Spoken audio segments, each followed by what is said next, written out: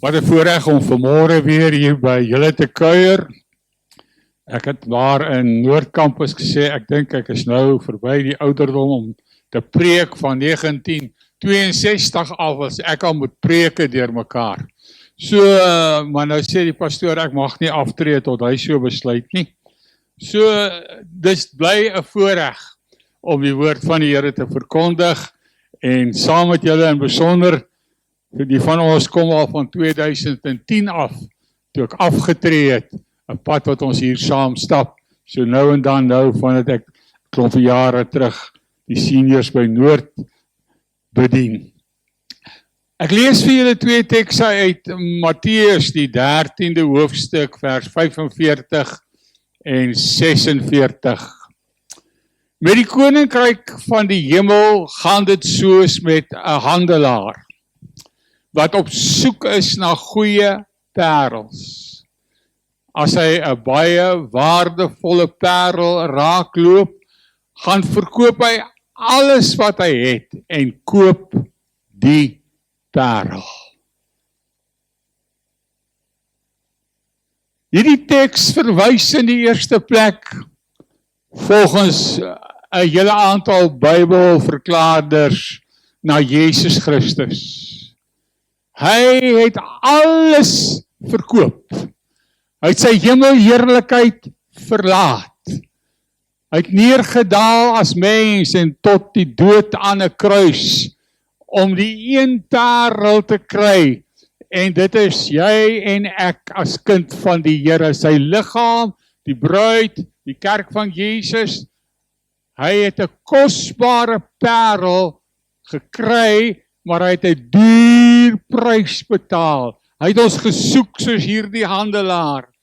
En hy het ons raak geleef.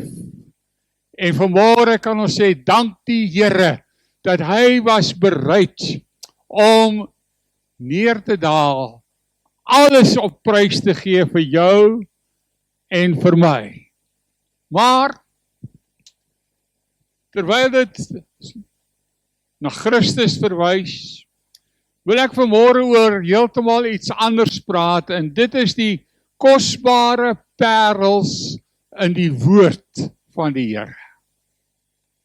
En ek gaan net een parel vanmôre met julle deel, en dit is die beloftes van God in sy woord. Die beloftes van die Here, wat 'n kosbare parel is, wat ek al hoe meer ontdek het, ek nodig in my lewe om myself te herinner aan God se beloftes. Hulle sê daar is 3000 beloftes in die Bybel. En 366 van hulle sê, moenie vrees nie. Sommer vir skrikkeljaar, 'n ekstra belofte. Terwyl ons so praat oor hierdie tema, haal een van die seuns, is nou nie Philip en Isabel wat daar sit nie, maar Frederik Jr. En hy gaan vra vir hierdie ou met die naam van ChatGPT. Ek dink is so sy naam is. Hy vra vir hom, of haar, of dit. Hy vra vir dit. Hoeveel beloftes is daar in die Bybel? En hy antwoord, tussen 5 en 7000 beloftes. Nou, julle moet nou maar lekker sit, ek hoop julle toebroodjies gebring, dat ons so 'n bietjie deur hierdie 5000 beloftes werk vanmôre. Nou ja, ek wil, as jy haal nou diep asem en ontspan. Goed, is jy reg. Hierdie Bybelse beloftes het vir ons in die tyd waarin ons lewe groot waarde. Ek het tot die slotsom gekom dat die beloftes van die Here is dit wat 'n mens positief kan stel, jou kan optel uit jou diepste hartseer en pyn, terwyl die mense rondom ons ydelle, waardelose beloftes maak. As jy van die regerders glo, dan kan jy eers hulle oggend en maand aandpraatjies glo nie. Maar God se beloftes Die beloftes van die Here het ewigheidswaarde. Sy beloftes in die woord word 'n swaard in my hand, 'n geweer, as jy dit dan vandag so wil noem, waarmee ek die vyand kan stuit deur die gees van God in my, op grond van God se beloftes in sy woord. Dit word die klippie in my slingervel, waarmee ek die reuse van my probleme kan doodmaak, omdat God dit beloof het.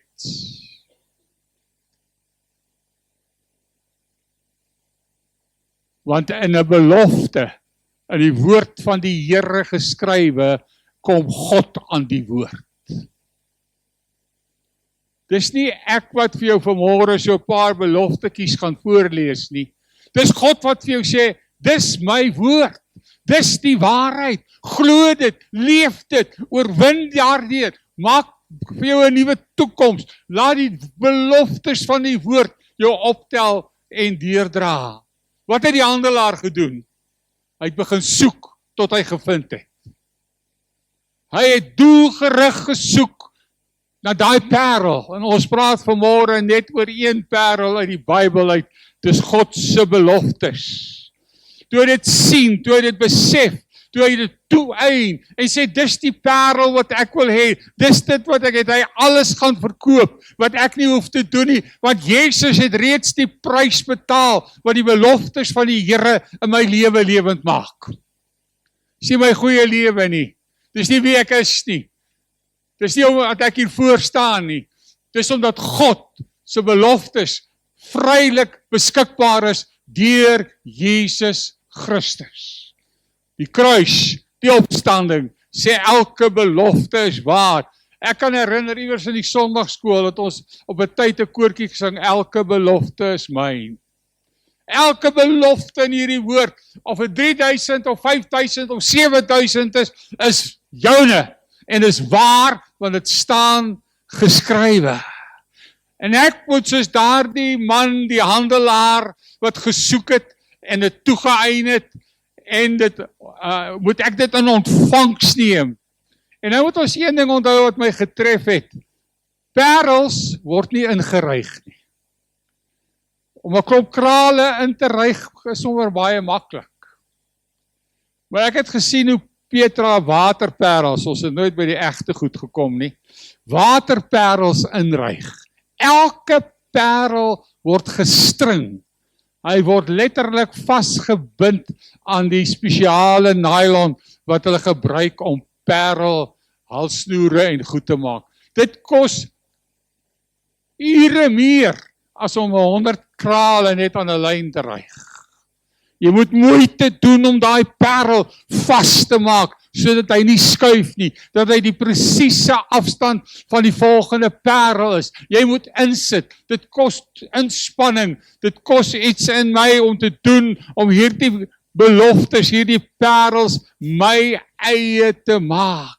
Toe te laat die Heilige Gees, die beloftes van God se woord in my lewe vasbind, sodat ek my lewe kan bou, nie op die sand van die wêreld, en nie op die sand van my emosies nie, maar op die rots van God se belofte, die groot, ewige rots, Jesus Christus, wat kan ons sê, die waarborg is, vir elke belofte in die woord van die Here.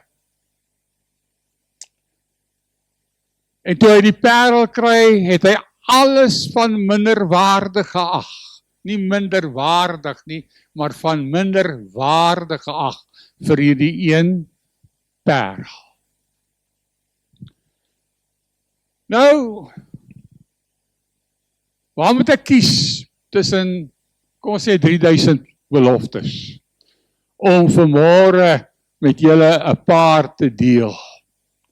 En terwyl ek so daaroor nadink, so 'n week of 2 terug, toe onthou ek, daar was 9 beloftes wat Petra opgeteken het in haar kankerstryd. 9 beloftes. Was in 'n boekie wat langs haar bed gelê. En ek gaan hierdie 9 beloftes vinnig met julle deel. Gaan nie oor elkeen 'n preek maak nie, ontspan. Maar sy het 9 beloftes wat haar deurgedra het van 1922 tot in 1925.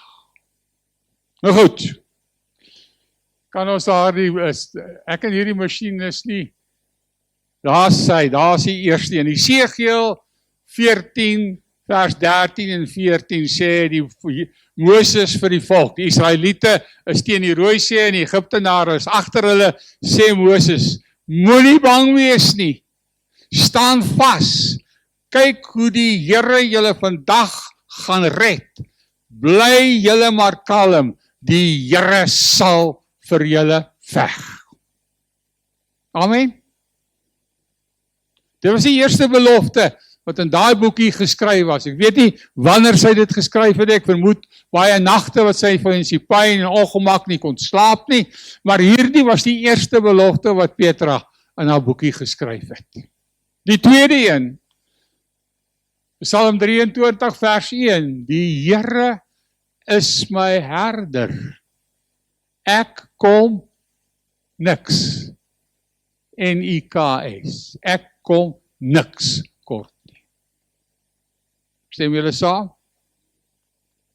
Die derde belofte wat sy geskryf het in daardie boekie, van bo af het hy God sy hand uitgestrek en my gegryp, my uit geweldige waters uitgelig.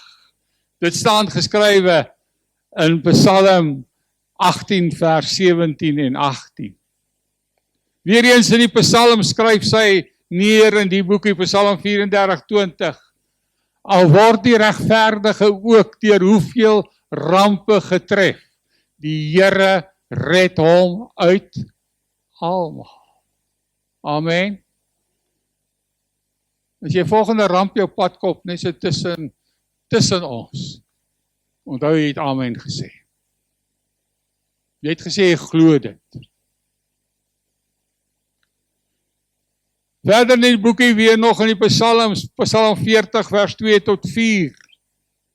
Ek het gesmag na die hulp van die Here. Hy het na my toe afgebuig en my hulp geroep gehoor. Hy het my uitgetrek uit die put van die dood, uit slijmerige modder, my op 'n rots laat staan en my weer op vaste grond laat staan. Hy het my 'n nuwe lied in die mond gelê, 'n loflied vir ons God. Psalm 94 vers 18. Toe ek gedink het my voete gly, het u troue liefde my regop gehou, Here. En moenie vir al hierdie goed amen sê nie, dan moet ons volgens leef. Laaste 2. Micha 7 vers 7. Maar ek vertrou op die Here. Ek wag vir die God wat my red. My God sal my gebed verhoor. En dan jy uit die Nuwe Testament, 2 Korintiërs 12:9. Sy antwoord was, God se antwoord aan Paulus, my genade is vir jou genoeg. My krag kom juis tot volle werking wanneer ek swak is. Hierdie 9 beloftes het sy aangeteken en aan vasgehou tot die einde toe. Elke belofte wat ek nou vir jou gelees het, is in Petra Poggenpoel se lewe vervul. Nie deur haar genesing nie. Kanker het haar lewe hier op aarde geëis. Maar die oomblik toe sy haar asem uitblaas, was sy by God. Die oomblik toe die Here sê, kom op hierheen, soos hy aan Johannes in Openbaring 4 sê. En Johannes sê, ek sien 'n oop deur en ek stap in die troonkamer van God in. So hulle is nie vervul deur haar genesing nie. Julle het vir haar gebid. Hulle het in Australië gebid, hulle het in Engeland gebid, hulle het in Amerika gebid, weet ek. Ons het almal gebid, sy het ook tot op die einde geglo, maar God se doel op die ouderdom van 78 was genoeg. Kom op. Kom op hierheen. En sy is verlos van alle pyn en lyding. Daar die plek waar daar nie meer dood is nie, nie meer pyn is nie, nie meer smarte is nie. Hoekom? Sy het aan die beloftes van die Here wat hy in die nagtelike ure vir haar gegee het sy vasgehou tot aan die einde. En nou wil ek vir julle sê, God se beloftes in hierdie woord, jou Bybel, my Bybel, is juist daar om my geloof te versterk, om my aan te moedig, om my op te tel wanneer ek platgeslaan is, vir my lig te bring wanneer dit donker is, wanneer ek nie weet watter kant toe meer nie. Dis die beloftes van die Here in hierdie Bybelboek vir jou en vir my gegee, sodat ek kan lewe uit die krag en die oorwinning, nie wat ek het nie, nie my eie krag nie, maar God het my beloof, hy sal my nooit in die steek laat nie. En dit is tyd dat ons dit begin glo. Dit is tyd dat ons begin die wêreld in die oë kyk. En ek sê dit vir myself, ek sal vir julle nou ten laaste 'n belofte lees wat my gedra het die afgelope jaar. 18 maande al amper. Maar God se beloftes is nie daar om net as die perde klaar gestring is en jy sit dit so in 'n mooi boksie, dan lyk dit so mooi. Maar daai parels is nie gemaak om mooi te lyk nie. Hulle is gemaak dat jy daarin kan glo, dat volgens kan lewe, kan opstaan en vorentoe gaan. Nie in jou eie krag nie, nie in jou eie emosionele swakheid nie, maar in die krag en die almag van die lewende God wat dit gespreek het.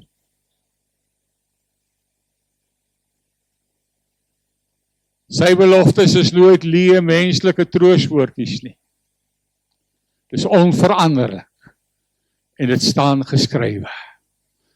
Dit staan geskrywe.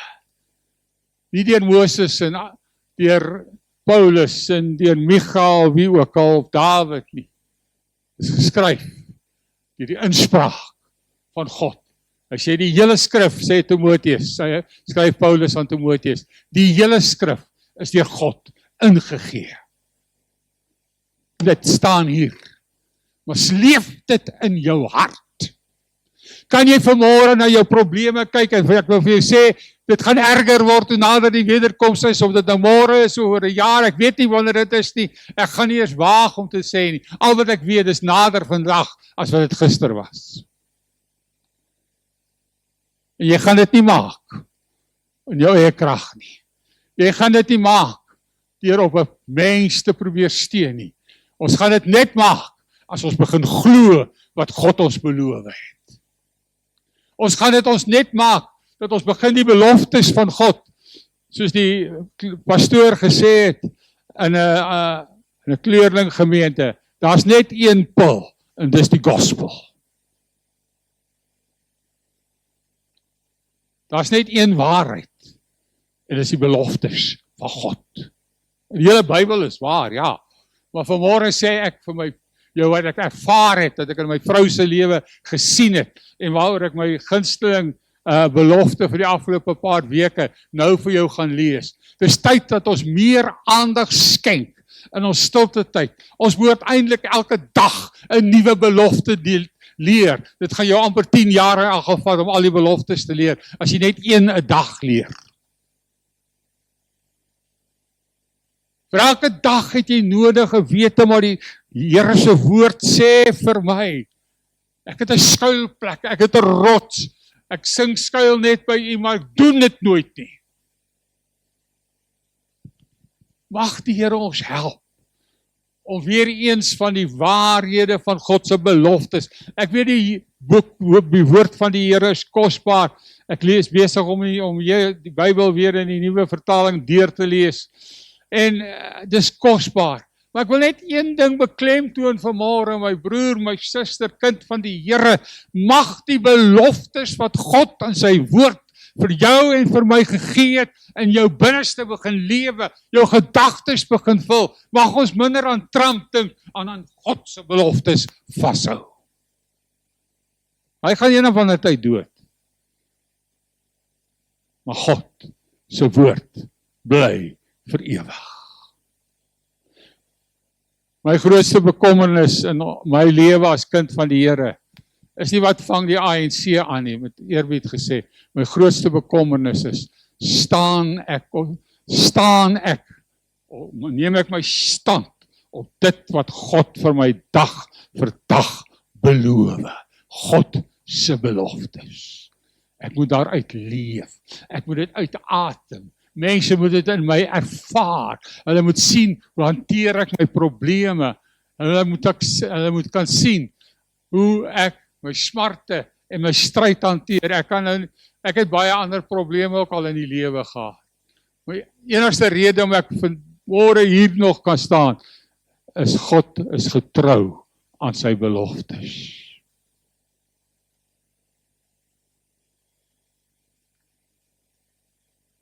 Een belofte, daarmee sluit ek af. Een belofte wat die afgelope tyd vir my persoonlik baie beteken het, kry ons in Jesaja 46 vers 4. Ook in julle ouderdom is ek die Here. Tot in julle grysheid sal ek julle dra. Ek het julle gemaak, hy was daar toe jy geskape is in jou moeder se skoot, was God daar. Ek het julle gemaak en ek sal julle vashou, julle dra en julle red. Amen. Glo jy dit?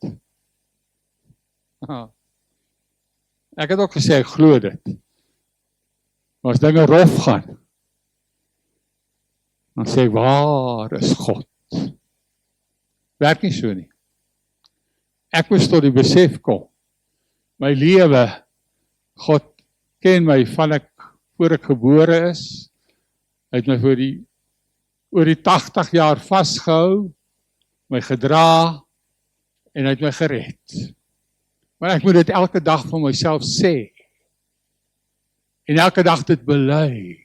En elke dag vir God dankie sê. Want hy het beloof. Dis 'n belofte. Sal jou dra, sal jou vashou, sal jou red. En God kan nie uit twee monde uitpraat nie. God se woord is ja en amen. En as ek net iets by julle kan laat vanmôre, hier in sentraal is, maak erns met die beloftes van God. Wees kinderlik genoeg om elke dag 'n nuwe belofte te lees, as 'n teksversie te hier, en as oor ten minste 3000 van hulle in die Bybel. As die dokter vir jou sê jy het kanker, moenie vrees nie, sê die Bybel. Psalm, ek het nie eens dit gaan opsoek nie, maar dit staan 366 keer.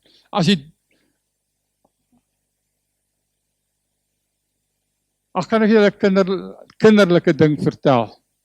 My seun weet dit ook nie my dogter nie. Ek het my beursie verloor, met al my kaarte in, alles. En my bankkaart al klaar gestop. Dis omtrent 10 dae terug.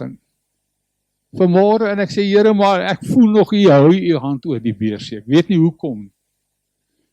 Ek wou eers 'n swart broek aantrek. Toe voel ek net nie, hoekom dra ek nie vanmôre 'n grys in? Ek my hand in die grys broek steek.